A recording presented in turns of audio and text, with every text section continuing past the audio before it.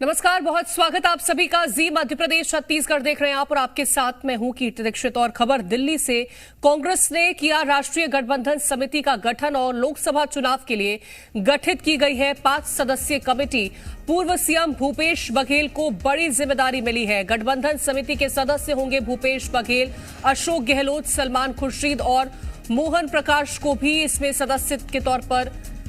चुना गया है। मुकुल वासनिक होंगे राष्ट्रीय गठबंधन समिति के संयोजक। तो बड़ी जिम्मेदारी दी गई है पूर्व मुख्यमंत्री भूपेश बघेल को। गठबंधन समिति के सदस्य होंगे भूपेश बघेल, अशोक गहलोत, सलमान खुर्शीद और मोहन प्रकाश भी सदस्य होंगे।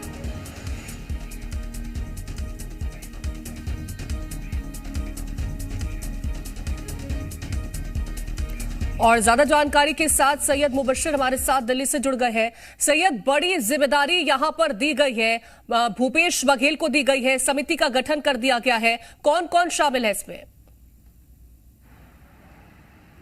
अब बिल्कुल कीर्ति, देखिए जिस तरीके से लगातार इंडिया गठबंधन को लेकर चर्चा इस बात को लेकर गर्म थी कि आखिरकार जैसा सत्ता पक्ष ये आरोप लगाता चला है कि गठबंधन नहीं, ये ठगबंधन है। लेकिन मेन चीज इस बात को देखने हो रही है, गठबंधन को एक तरीके से पिरोया गया जब लालू प्रसाद यादव का बयान आता है और वो कहते हैं कि एक मजबूती के साथ एक मुट्ठी बनकर हम आगे काम करेंगे और किसी तरीके का कोई भी ऐसे तनाव या इस तरीके की चीजें नहीं है फिलहाल। तो कहीं ना कहीं उसका असर भी देखने को मिला, क्योंकि बीच में खबरें यह आई कि बहुत सारे ऐसे राजनीतिक दल है जो इस गठबंधन में शामिल नहीं होंगे, मीटिंग्स में नहीं आएंगे। लेकिन लालू यादव के बयान के बाद से कहीं ना कहीं जो एक सॉफ्ट कॉर्नर, जो एक बड़प्पन दिखाने की बात लालू प्रसाद यादव की थी, उसका भ्रम मान भी रखा गया। और आज इंडिया गठबंधन की बैठक शुरू हो चुकी है, जिसमें चाहे सोनिया गांधी हो, मल्लिकार्जुन खड़गे हो, और जिस तरीके से 5 लोगों को पूरी तरीके नॉमिनेट किया गया, कन्वेयर बनाया गया है मुकुल वासनिक को। इसमें पूर्व मुख्यमंत्री छत्तीसगढ़ भूपेश बघेल का भी नाम है। ये वो 5 नाम है, चाहे वो सलमान खुर्शीद हो, कुल प्रकाश हो, या अशोक गहलोत हो, या फिर मुकुल वासनिक हो। ये वो 5 लोग हैं जो पूरे इस गठबंधन की स्ट्रेटजी पर नजर रखेंगे और खास तौर पर इस पूरी प्लानिंग को संभालेंगे। यानी अब ये कहा जाए कि गठबंधन कांग्रेस की तरफ से खास तौर पर जो नाम 5 निकलकर सामने आए हैं, वो 5 नाम इस वजह से हैं कि अब इस पूरे इंडिया गठबंधन का अलायंस को किस तरीके से समेट कर रखना है, किन किन बातों पर चर्चा करनी है, किन किन चीजों को आगे बढ़ाना है। हालांकि ये आज मीटिंग में कई सारे ऐसे सवाल हैं जिनसे पर्दा उठेगा, और पर्दा इस बात को लेकर भी उठेगा कि क्या क्या चाहते हैं, क्योंकि कई राजनीतिक दलों ने अपने अपने डिमांड के तौर पर, चाहे वो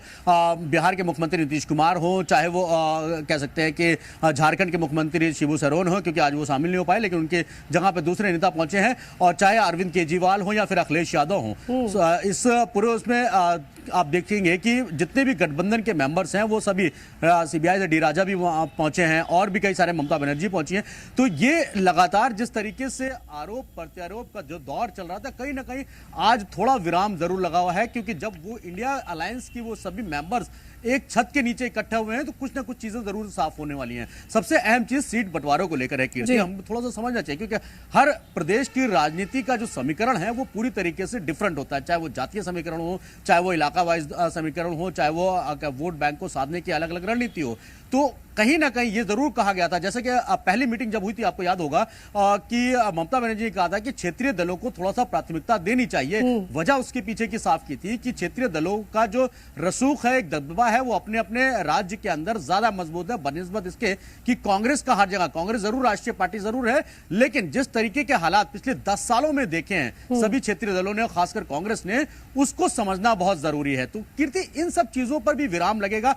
और कई सारी जो तस्वीरें हैं, वो जो धुंधली थी, वो तस्वीरें आज साफ जरूर हो सकती हैं। बिल्कुल, एक और बात का जवाब दीजिएगा, क्योंकि बीते कई दिनों में हमने ऐसे बयानों को सुना है जिसको लेकर के अगर हम बात करते हैं तो बीजेपी हमलावर लगातार रही है इंडिया गठबंधन पर कि एक सहमति नहीं है, एक मुश्त नहीं है सभी के सब। तो कैसे सबको एक गठित करने की कोशिश की जा रही है? क्योंकि अखिलेश यादव के बयान को हमने लेकर के सुना है, चाहे वो मध्य प्रदेश में जब चुनाव था तो उनका जो बयान आता है उसको भी बीजेपी निशाने के तौर पर लेती है इंडिया गठबंधन पर। उसके बाद अगर हम बात करते हैं आम आदमी पार्टी की, तो अरविंद केजरीवाल जिस तरह से पंजाब को लेकर के कहते हैं कि वहां की सीटें हमें चाहिए, तो कैसे ये कोशिश की जाएगी कि इस तरह की टूट ना देखने को मिले?